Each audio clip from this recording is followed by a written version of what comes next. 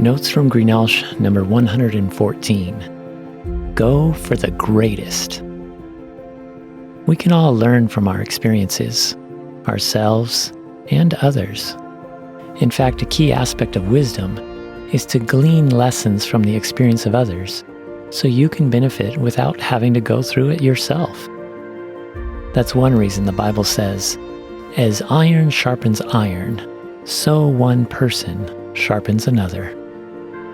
I've been reminded of several important lessons while reading a biography by Sam Wellman covering the life of George Washington Carver, an African American born into slavery on a Missouri farm during the Civil War. He was kidnapped a week after his birth, but later found and bought back by the Carvers. When slavery ended in 1865, the Carvers raised and educated George and his brother, since they had lost their parents. The Carvers gave the boys a solid foundation. They taught them that God is their loving Father, so they are free, they're loved, they have value, they're unique, and they can contribute. They also taught them to read and write, and instill the responsibility to be honest, to do what's right, and to benefit others. The wonders of God's creation fascinated George, who loved to learn. At an early age, he was impacted by Jesus' parable of the talents and the responsibility he had to be the best steward of what he was learning and could learn.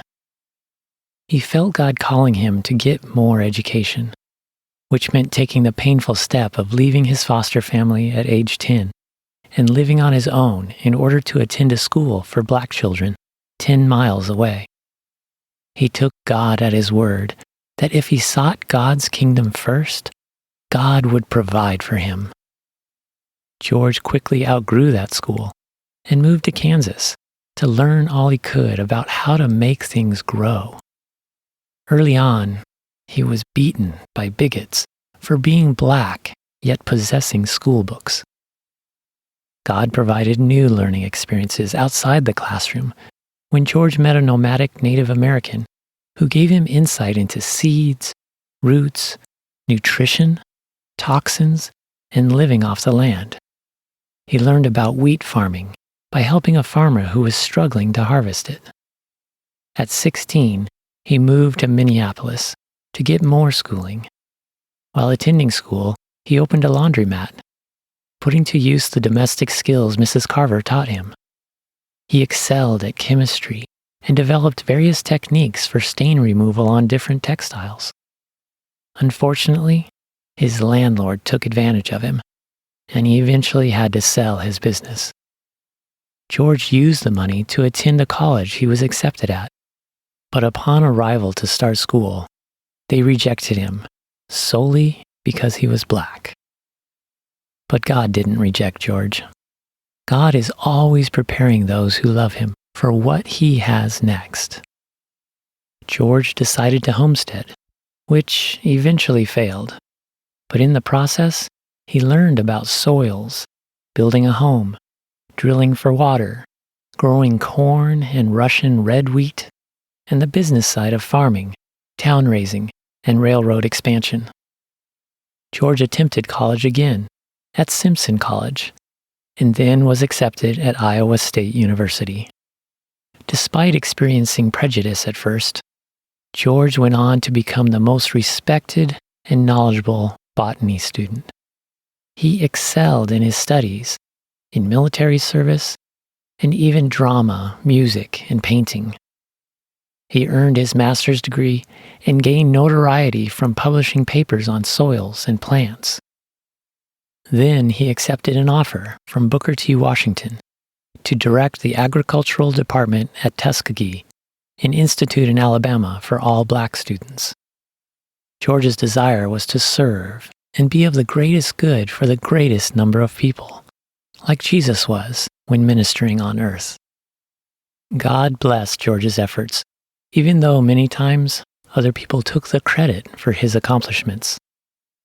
Through humility, sincerity, tact, dedication, excellence, and knowledge, George battled 30 more years of prejudice to win over fellow faculty and white farmers throughout the South. Over time, they listened to him and benefited from his unprecedented world-class research in alternative crops to cotton, which was threatened by diminishing topsoil and the boll weevil. George diligently worked to effectively persuade farmers, several U.S. presidents, and Congress of the incredibly diverse uses for peanuts, sweet potatoes, and velvet beans. Along the way, he tirelessly taught thousands of students regarding agriculture and the Bible. By the time George passed away at age 75, the world had come to recognize him as a talented inventor, educator, and leader.